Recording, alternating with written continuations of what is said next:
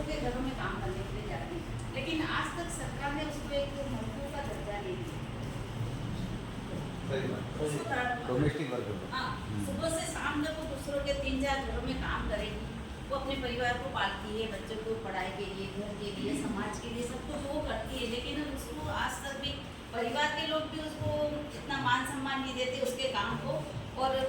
जिस घर में वो काम करने जाती है मजबूरी से, वो वहाँ के लोग भी उसको नौकरानी के जैसे समझते हैं कि उसका परिश्रम को कोई महत्व ही नहीं देते। तो उसका जो मिनिमम वेज है बहुत कम है, और वो मिनिमम वेज के लिए वो आवाज़ नहीं उठाती है कि मेरे को जो छोटी सी आमदनी मिलती है वो भी छूट जाएगी। यदि मैं आवाज़ उठाऊँ, थोड़ी ज़्यादा डिमांड करूँ कि मैम मेरा 100 रुपया 50 रुपया बढ़ाओ, तो बोला अच्छा ठीक है चलो तू जा, मैं दूसरी को रख दूँ। तो वो काम छूटने के डर से भी वो आवाज़ भी नहीं उठा पाती है।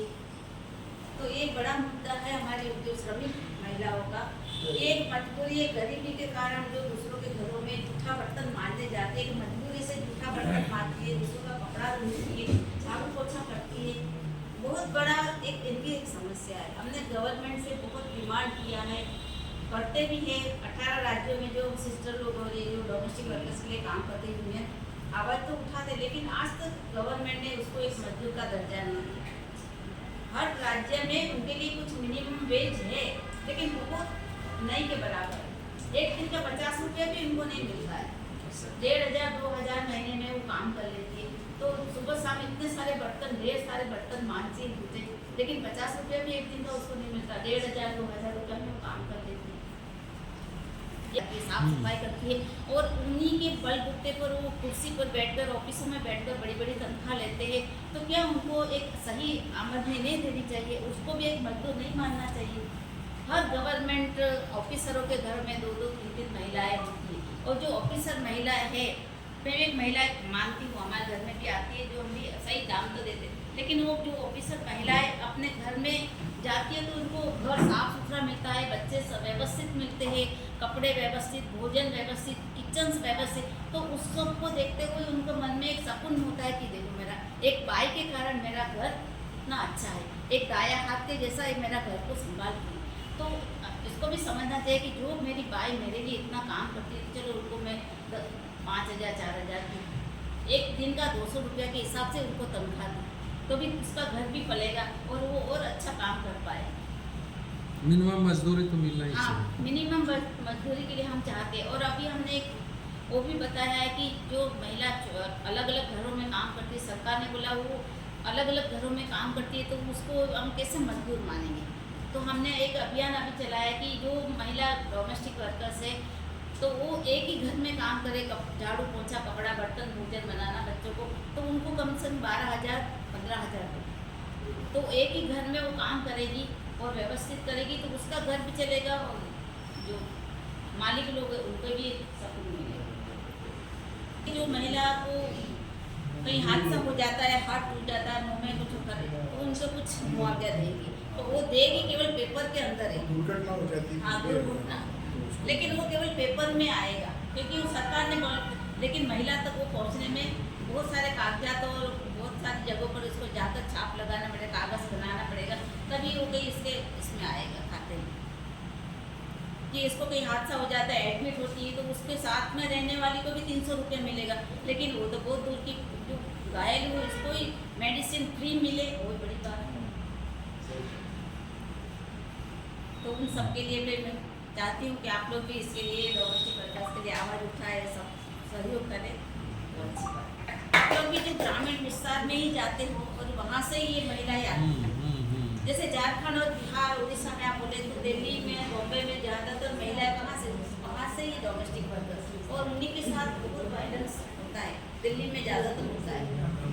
हम लोग जुड़े हुए नहीं, इस बहुत सारे साथी हमारे साथ हैं, और हम जो विकास पटना में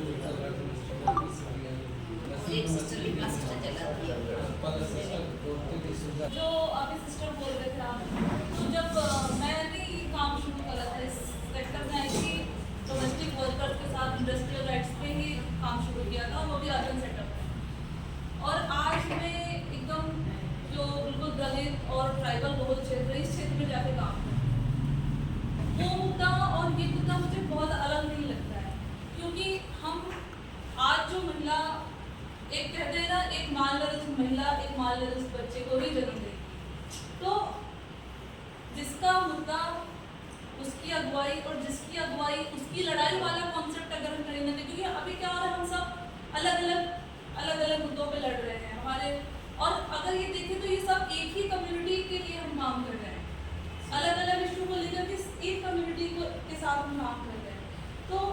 अगर फोर फ्रंट पे हम आने की बजाय जिस कम्युनिटी का मुद्दा है उसको कहीं ना कहीं हम कोशिश करें कि उनकी आवाज़ को इतना मजबूत करें कि वो आके लड़, क्योंकि अगर हमारी एक बहुत लिमिटेड संख्या है,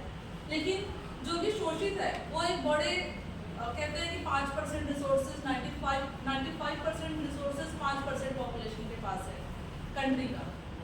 यानी कि 95% जो पॉपुलेशन है वो शोषित है, कहीं ना कहीं मध्यम वर्ग है, कहीं ना कहीं पुअर है, गरीब है, तो वो एक बहुत बड़ा तबका है। अगर उस तबके को फोरफ्रंट में लेकर के आए और उसको आवाज़ को बुलंद करते हुए कि सब एक बात करें, एक अलग अलग जगह पे हम बहुत छोटी फोर्स है, अगर हम आज आगे आए और सरकार ने हमें कहते हैं ना दबा देते हैं, तो अगर हम दब गए तो वो पूरा मुद्दा मर जाएगा। और वो साथी अगर अपनी बात रखना चाहे तो करें, नहीं तो फिर मैं विक्रम जी से अनुरोध करूँगा कि वो साथियों का धन्यवाद करें।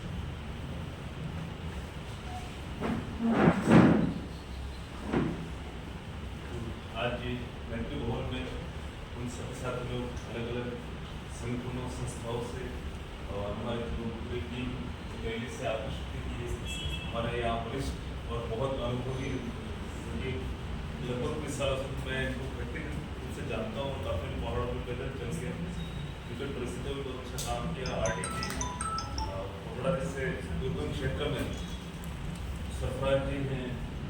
इधर से कौन जी वर्ड हैं, सिस्टर हैं, मुकेश जी हैं, हमारे साथ भी नरेश जी हैं,